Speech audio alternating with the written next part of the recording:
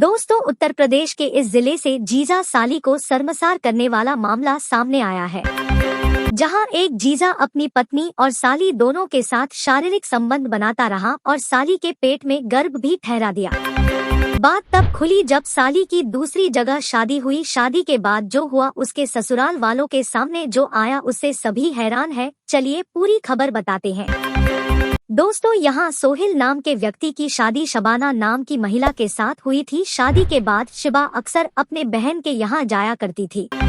उसी बीच साली और जीजा में हंसी मजाक होने लगा और देखते ही देखते दोनों एक दूसरे को दिल दे बैठे। अक्सर मामलों में देखा गया है कि जब किसी महिला और पुरुष में प्यार होता है तो वो एक ना एक दिन शारीरिक सुख तक पहुँच ही जाता है। यहाँ भी ऐसा ही हुआ। एक बार जब शिबा अपने जीजा के यहाँ थी, दोनों में प्रेम प्रसंग चल ही रहा था। जैसे ही पत्नी सोई, जीजा बगल के कमरे में शाली के पास चला गया।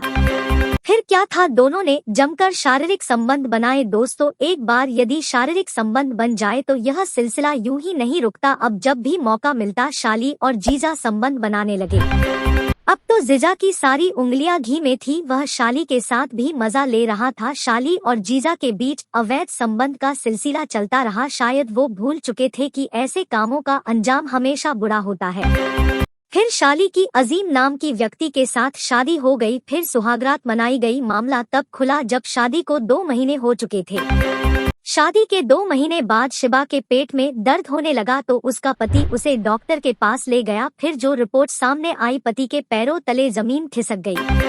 रिपोर्ट में शिबा 3 महीने की गर्भवती पाई गई। यह सुन के सब हैरत में पड़ गए। दरअसल शिबा के शादी की करीब 2 महीने ही पूरे हुए थे, लेकिन उसके पेट में 3 महीने का गर्भ था।